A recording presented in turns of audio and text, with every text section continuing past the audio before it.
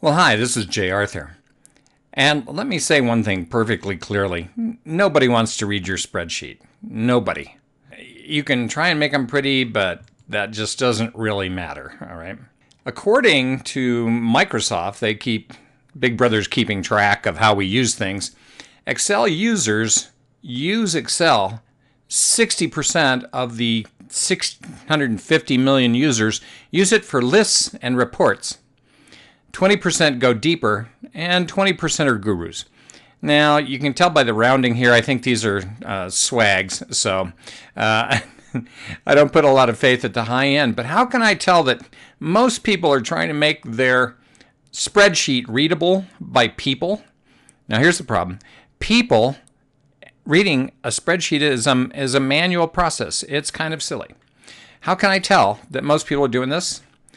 Well, according to Microsoft usage, 54.4% use merge and center. Now, what does merge and center do? It's designed to align things, and they're trying to align titles. So here's a spreadsheet, and if you look at it, you'll see that here's our header, and it's been merged and centered. Well, our problem is that makes it very difficult to do any sort of analysis. You can't sometimes do certain kinds of functions. You can't summarize. You can't pivot. You can't do anything with this data.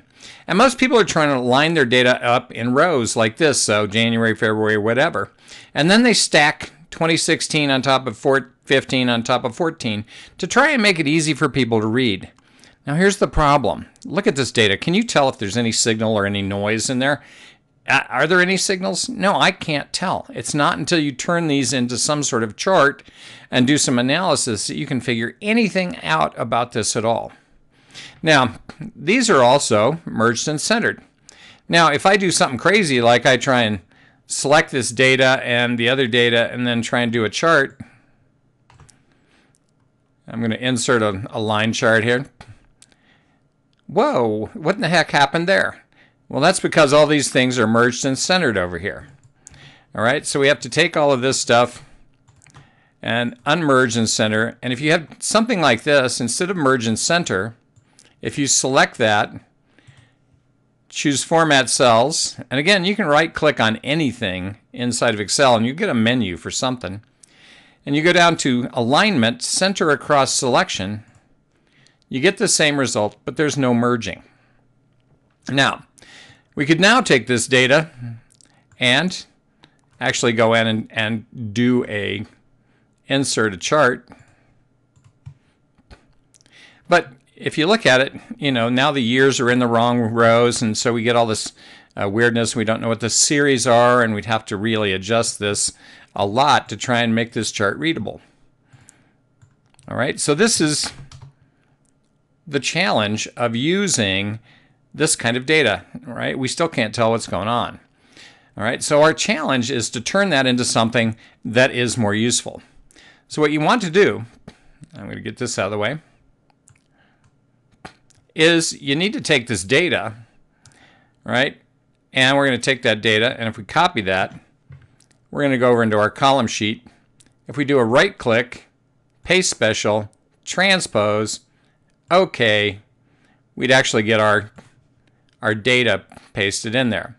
Now you can see here this is January, so it's going to be very difficult to sort that. So we actually have to change our dates to be real dates with your month, day, year, so that we can actually do anything with this data. All right, now, once we have this data, well, gee, I could take that data and I could insert a line chart. And I'd have something that looks like something. But here again, we've got Excel's putting in unnecessary legends, and then we still have to clean it up, and we still have to do some other things to make it more readable. So we're starting to get to a point where we have a chart that might make some sense. But if you look at this chart, you can't really tell if this dip down here is a signal or noise. What about these high points? Are these signals that we're doing something special or noise? So we're going to need another kind of chart, right? We're going to need a control chart. to figure out what to do with that data. So in control charts, this is an individuals moving range chart. Sales are dollars, so they're measured things. And so here you can see our company sales. Our range chart shows we had some below average variation here for a period of time. So there might have been something going on in here that we didn't understand. But in general, our sales, we can count on 155 whatevers. And so now we have clarity. There's no, this is mainly noise, right? It's just natural variation. Low points are bad, and high points aren't a signal either. Once you got your data in a column like this, I find people put their data and they start putting in quarterly summaries like this. And they use formulas that are like craziness, all right? So they're just using plain old straight formulas. Nobody's actually using something called sum, right? They could use sum of this data, and that would be a better way to do it. So if we ever inserted a row in here, it would expand our summary. Now, what happens when you take this data and you try and chart it? Well, you get something that looks like this thing. You get these big spikes for the quarters, but that doesn't tell us anything. So what could we do instead? Well, one of the great things about Excel is if you have data like this, I could choose to insert a pivot table,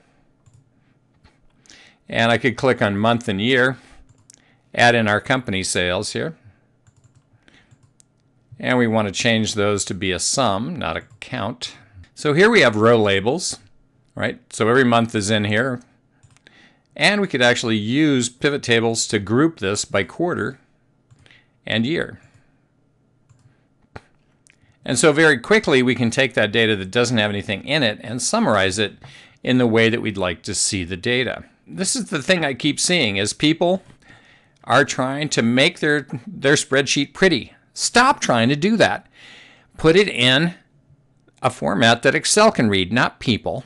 And then you can turn that into a chart that someone can read easily. All right? And things that can separate your signals from your noise. And then, and only then, can you really start to figure out what to do about your process. Is it okay? Do we need to change it? Maybe sales haven't been increasing and we'd like to change that. Well, we're going to have to do something to make that happen. So that's the thought here. Nobody wants to read your spreadsheet, right? So stop trying to make it pretty. Make it so that Excel can read it. And then, and only then, can you start really running your business successfully using the data that you already have.